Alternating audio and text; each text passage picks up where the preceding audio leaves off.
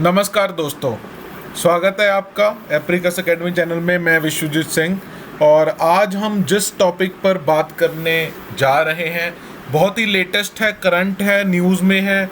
आप लोग सभी न्यूज़ में देख रहे हो, टीवी चैनल पर इसको लेकर चल रहा है। दिस इज़ अबाउट साइक्लोन तौतेई। तौक तेई इसका नाम नहीं है, इसको प्रोनाउंशिएट किया जाता है तौतेई।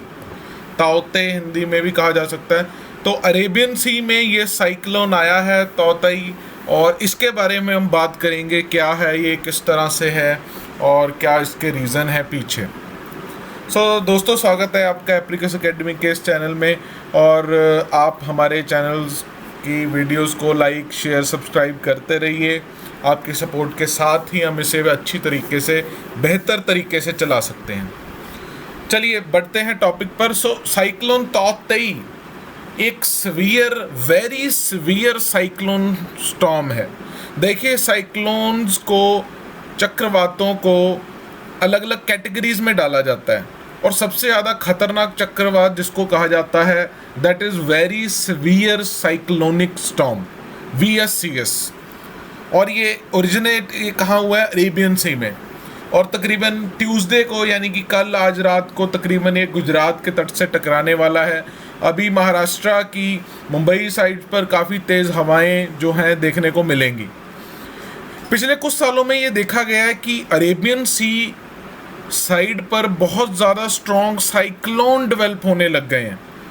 अगर आपको ध्यान हो, पिछले साल निसर्ग आया था अरेबियन सी में, तो पिछले कुछ सालों में ये देखा जा रहा है कि अरेबियन सी में बहुत ज़्यादा सीवियर साइक्लोन डेवलप हो रहे हैं, जबकि ये फिनोमेना सिर्फ बे ऑफ बंगाल तक लिमिटेड था। बे ऑफ बंगाल में ज़्यादा आते थे साइक्लोन, इन पर भी चर्चा करेंगे आगे। खैर, हम 5:30 बजे संडे को स्टेटस ये था कि साइक्लोन तौतेई पंजिम से 190 किलोमीटर और साउथ वेस्ट ऑफ मुंबई से 270 किलोमीटर दूर था।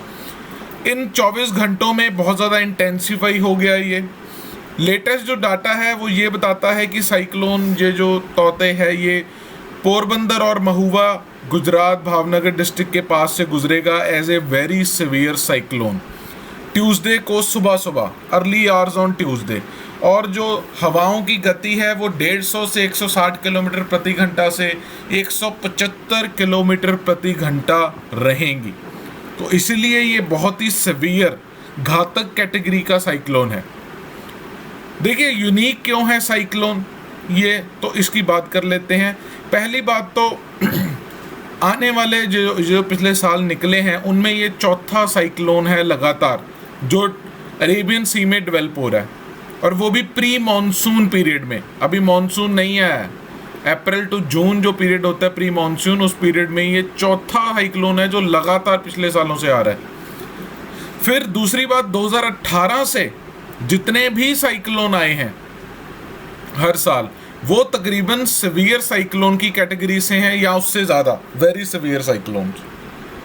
अगर आप 18 की बात करें, साइक्लोन मेकानू ओमान में आया था, जो साइक्लोन वायु 2019 में गुजरात तट पर आया था, और साइक्लोन निसर्ग जिसकी मैं बात कर रहा था पिछले साल महाराष्ट्र की तरफ आया था।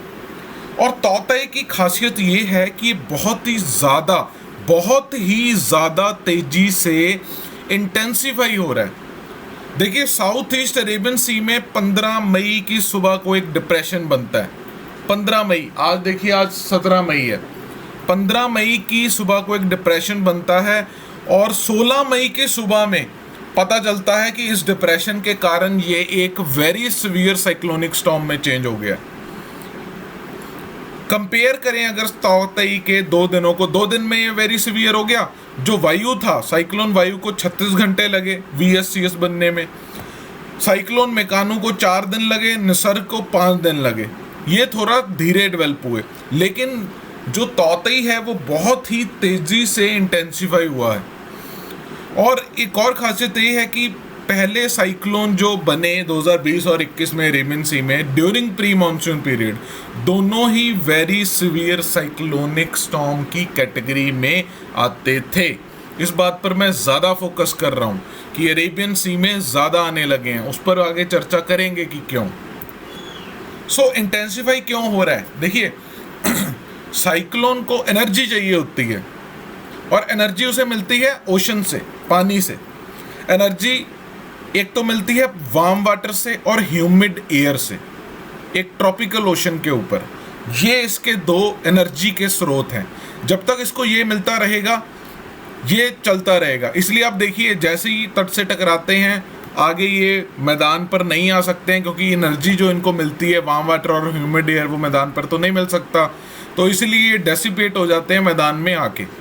सो करंटली जो सी वाटर है 50 मीटर तक अरेबियन सी में वो गर्म है, जिसके कारण वो पर्याप्त मात्रा में एनर्जी सप्लाई कर रहा है, जिससे तौतेई जो साइक्लोन है वो बहुत ही इंटेंसीफाई हो गया। एंड जितनी ज़्यादा हीट रिलीज होगी, जब कंडेंसेशन होगा वाटर वेपर का, उतना प्रेशर गिरेगा, और जितना लो प्रेशर सिस्टम बनेगा उतनी ही इंटेंसिफिकेशन की स्टेजेस बढ़ेंगी, उतना ज़्यादा साइक्लोन इंटेंसिफाई होगा। टिपिकली बात करें तो ट्रॉपिकल साइक्लोन नॉर्थ इंडिया में ओशन रीजन की बात करें तो बे ऑफ बंगाल और अरेबियन सी में आते हैं, और प्री मानसून में भी आते हैं, पोस्ट मानसून में भी। यानी कि मई, जून और अक्टूबर, नवंबर ये पीरियड है साइक्लोन्स बनने का, जो भारत के तट से टकराते हैं। सो अरेबियन जो सी है, क्या यहाँ पर ज़्यादा साइक्लोन आ गए हैं? क्योंकि पहले तो हम सुनते थे बे ऑफ बंगाल में ही है, लेकिन अब अरेबियन सी की तरफ भी आ रहे हैं। हर साल तकरीबन देखिए 5 साइक्लोन आते हैं एवरेजली बे ऑफ बंगाल और अरेबियन सी में, और इनमें से 4 तो बे ऑफ बंगाल में ही बनते हैं। देखिए उसका रीज़न क्या है, मैंने अभी आपको जो कह रहा था कि क्यों अरेबियन सी में आ रहे हैं, कि बे ऑफ बंगाल जो है वो ज़्यादा पानी उसका वार्म है एज़ कम्पेयर टू अरेबियन सी, ठीक है, इसलिए बे ऑफ बंगाल में ज़्यादा आते हैं। अरेबियन सी में टिपिकली लक्षद्वीप एरिया के पास बनते हैं, और वो ज़्यादातर वेस्टवर्ड चले जाते थे, इंडिया के वेस्ट कोस्ट से दूर। लेकिन रिसेंट ईयर्स में मेट्रोलॉजिस्ट ने ये ऑब्जर्व किया है अरेबियन सी में भी वार्मिंग हो रही है, और सारी कहानी घूम के कहाँ जाती है, क्यों हो रही है? Global warming. एक phenomena that is responsible for this warming, global warming. तो इस ग्लोबल वार्मिंग की वजह से देखिए साइक्लोन आ रहे हैं, और उनके कारण कितना ज़्यादा जो है नुकसान होता है। सो ग्लोबल वार्मिंग एक ऐसा फिनोमेना है बहुत बड़े लेवल पर, जो बहुत चेंजेस ला सकता है पूरी की पूरी अर्थ के एटमॉस्फेयर में। सो इसीलिए इसको लेकर जो है एक सभी देशों को मिलकर फाइट करने की ज़रूरत है। और अभी पेरिस क्लाइमेट डील जैसे रिवाइव हुई है, तो ये एक अच्छी न्यूज़ है, लेकिन हमें ग्लोबल वार्मिंग के साथ जो है मिलकर लड़ने की ज़रूरत है, तभी हम इन तरह की आपदाओं से हम बचाव कर सकेंगे। सो दोस्तों, ये था साइक्लोन तौतेई के बारे। आपको वीडियो अच्छी लगे तो शेयर, कमेंट, लाइक ज़रूर कीजिएगा।